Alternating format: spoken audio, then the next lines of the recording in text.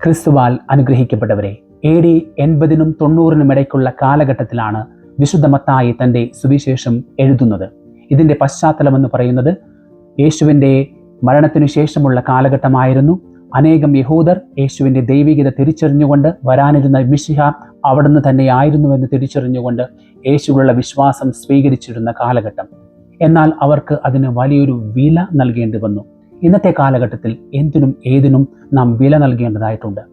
ശിഷ്യത്വത്തിന് ഈ യഹൂദർ നൽകേണ്ടി വന്ന വില എന്ന് പറയുന്നത് അവർ തങ്ങളുടെ ആരാധന സ്ഥലമായിട്ടുള്ള സിനഗോഗുകളിൽ നിന്ന് പുറത്താക്കപ്പെടുന്ന കാഴ്ച നാം കാണുന്നുണ്ട് ചരിത്രത്തിൽ.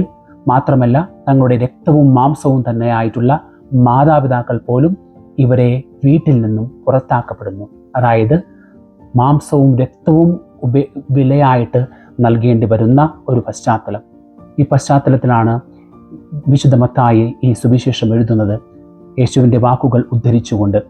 അതായത് തന്നേക്കാൾ ഉപരിയായിട്ട് മാതാവിനെയും പിതാവിനെയും സ്നേഹിക്കുമ്പോൾ തനിക്ക് യോജിച്ചവനല്ല എന്ന് പറയുമ്പോൾ അത് മാതാപിതാക്കളെ തിരസ്കരിക്കുക എന്നുള്ള അർത്ഥമല്ല നാം മനസ്സിലാക്കേണ്ടത്.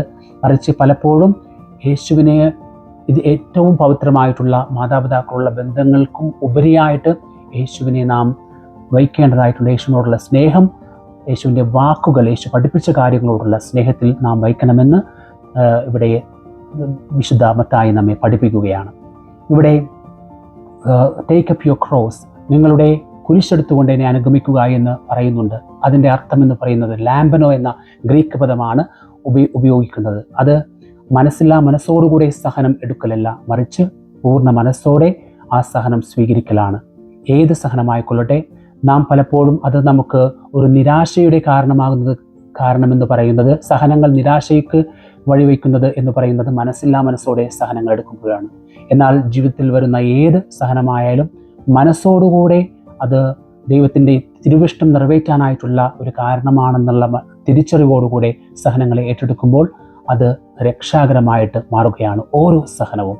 വിശുദ്ധ പെർപ്പത്തുവ എന്ന യുവതിയെ നമുക്കറിയാം. 203 AD രക്തസാക്ഷിത്വം വഹിച്ച വിശുദ്ധ. അവിടെ പൂർണ്ണ ഗർഭിണിയായിട്ടുള്ള അവൾ ക്രിസ്തുവിനെ സ്വീകരിക്കുന്നുണ്ട്.